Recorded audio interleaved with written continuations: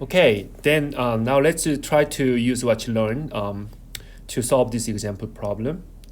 Please read this example statement. I'm gonna give you like around 10 to 15 seconds.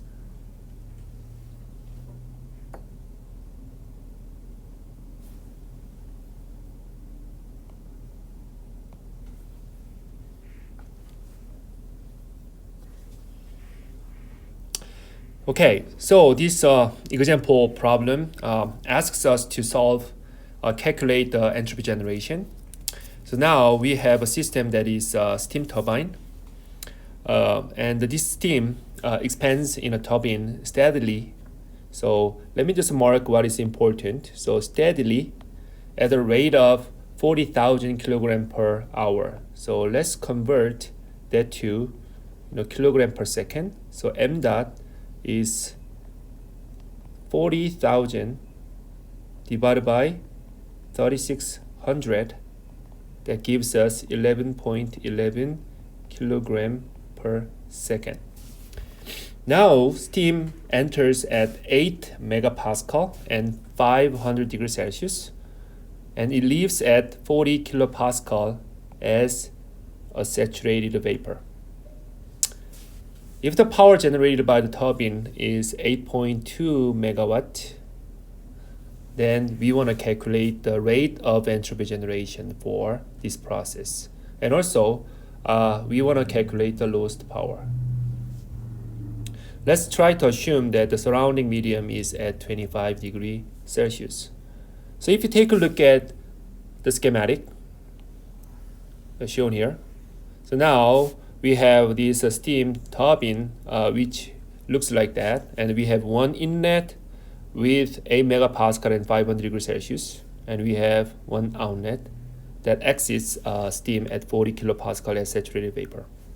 And this steam turbine runs a shaft to produce the power of 8.2 megawatt. Now, what is your control volume?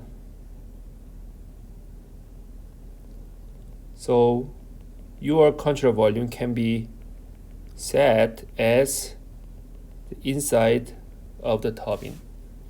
And as you already marked, this whole steam turbine is operated at a steady condition.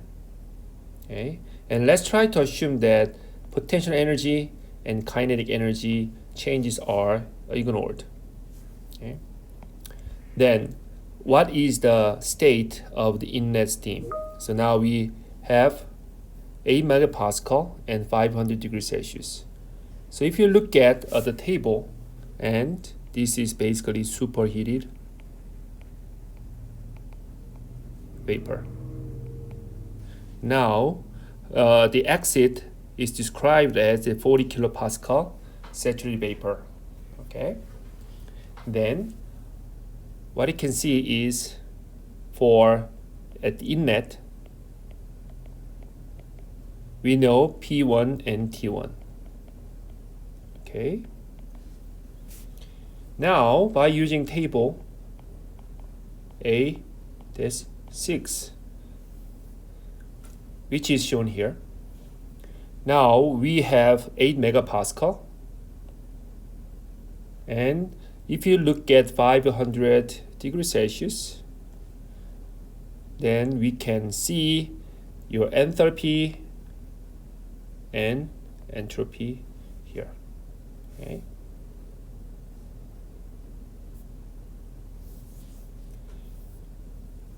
Let me write it down then.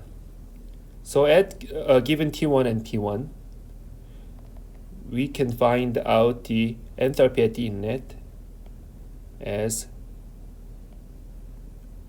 3399.5 kilojoule per kilogram, and your entropy is 6.7266 kilojoule per kilogram Kelvin. Now, at the exit, we know P2 and saturated vapor. So in that case, we can go to the table for saturated water saturated vapor liquid vapor mixture table, and we find 40 kilopascal, and the saturated temperature is 75.86 degrees Celsius. And because we are talking about saturated vapor, the enthalpy at the exit is given as 2636.1, and entropy is 7.6691. Oops. Okay, then let me write it down. So what you know is the enthalpy, which is 2936.1 kilojoule per kilogram, and the entropy is 7.6691 kilojoule per kilogram Kelvin, and we found those values from table A-5.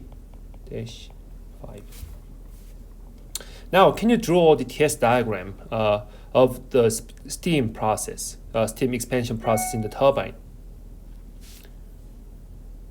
Please, try to draw the TS diagram.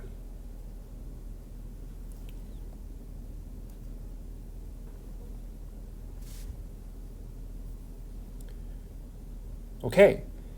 Now, if I try to draw the TS diagram, I can draw this way. So TS, and we do have saturation dome, and we have a constant pressure curve at 8 megapascal, and we do have constant pressure curve at 40 kilopascal, which is really low pressure. Now we start from the constant, the superheated vapor. Let's say that is inlet. Okay, then we steam expands to the saturated vapor at 40 kilopascal at 2. And now we have this expansion process from 1 to 2. Now, the next question is that, how about this process, or how about this turbine? Is the turbine we are looking at ideal, or in other words, reversible?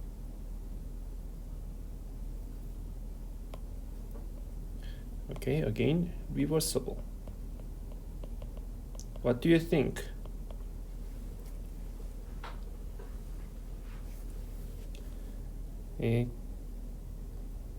Please think about it. And my answer is that it's not reversible. Why? Can you answer why? The answer is because the entropy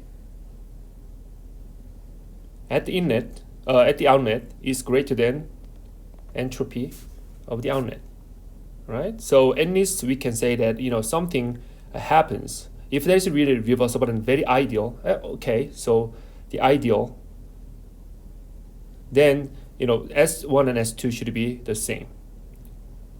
And now, based on that, now let's try to calculate the first law and second law together. Okay, then the next question is, what makes the turbine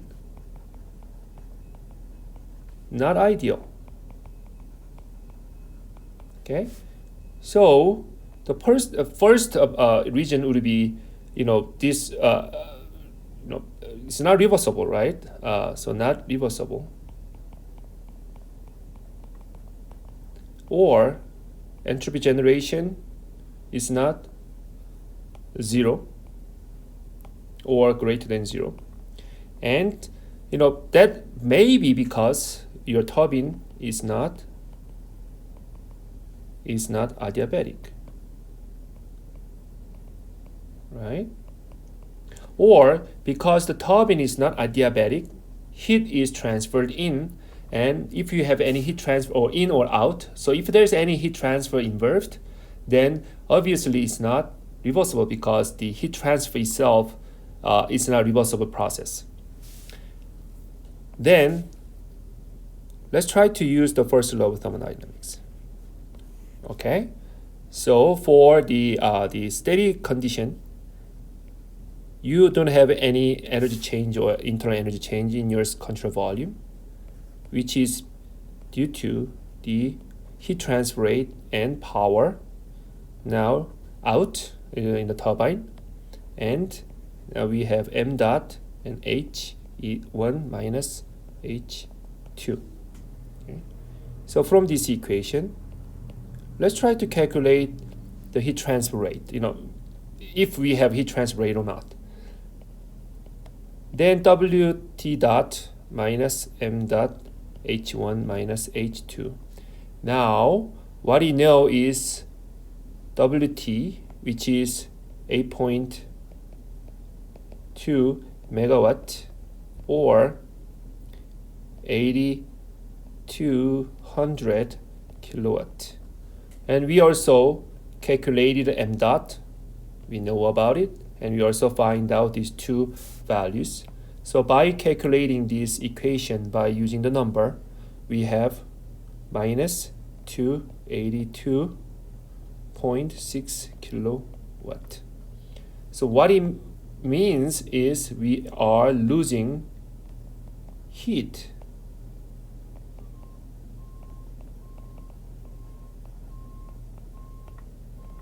Okay.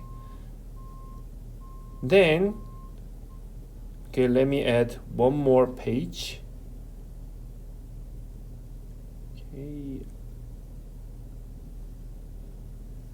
Okay, then how about the second law of thermodynamics?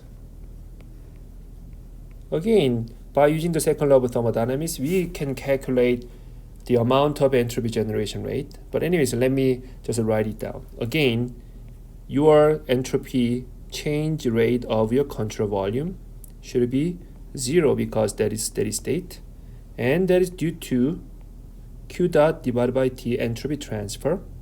And now we also have entropy flow in and out, and now we have entropy generation rate.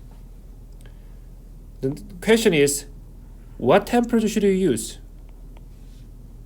Okay. Now, I hope that you already know the answer, that the temperature for that case is better to use surrounding temperature, which is given as 25 degrees Celsius or 298 Kelvin. We know everything and also we calculated a heat transfer rate from the first law.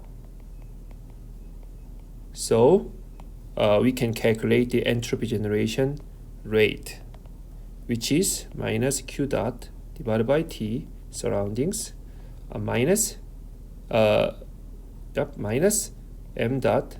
S1 minus S2.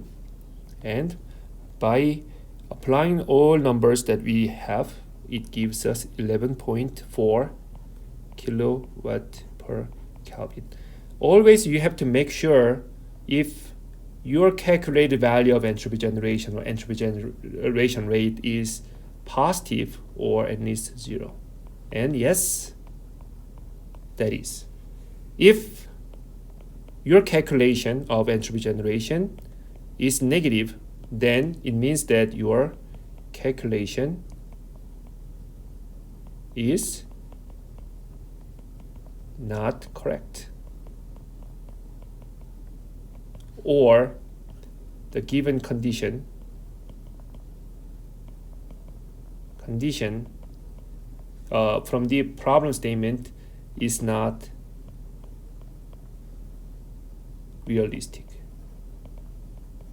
It can never happen with the process that is stated. So you have to always be careful about it. Okay, so that is our answer. Then, how can you calculate the lost power? Okay, so the lost power from what we discussed in the earlier video lecture, the lost power can be written in terms of temperature times entropy generation, in the case rate. But again, the temperature should be surrounding temperature. Okay, so now then from this number, the values, we can calculate the whole lost power, that is 97.2 kilowatt. That is approximately 3.4 megawatt. So what does this mean? Now let's go back to the problem statement. So the actual turbine that is described in this example problem produces 8.2 megawatt. That's the actual process. That's actually what you get. But if you really try to imagine this steam turbine to be ideal, then actually we should have produced more power. Okay. Then the amount of difference between the reversible power, the most ideal power generation from the ideal turbine, and the actual power output that we get from the actual turbine, which is 8.2 megawatt, is being lost. And this lost amount of work, which would be otherwise could be benefited us, is 3.4 megawatt. That is completely being lost because of the irreversibility of the turbine. Maybe because of friction, because of heat transfer, but what you have to realize that is, now we are losing that much of power. So obviously, in order to have better turbine operation, we have to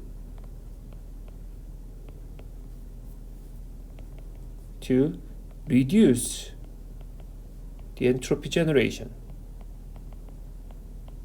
Right? Now, how can we reduce the entropy generation? There could be a lot of kind of design factors that we have to consider. I mean, I cannot say any specific things that we think of, but still we have to try our best to, improve the design such that the entropy generation is kind of smaller and smaller and smaller. So that is what this lost power that we calculated really mean. Okay, and that value is really truly important, and I really want you to to understand how to calculate this lost power and entropy generation, and how we interpret the entropy generation in terms of the lost power and lost work, or in general the quality of how we use the energy.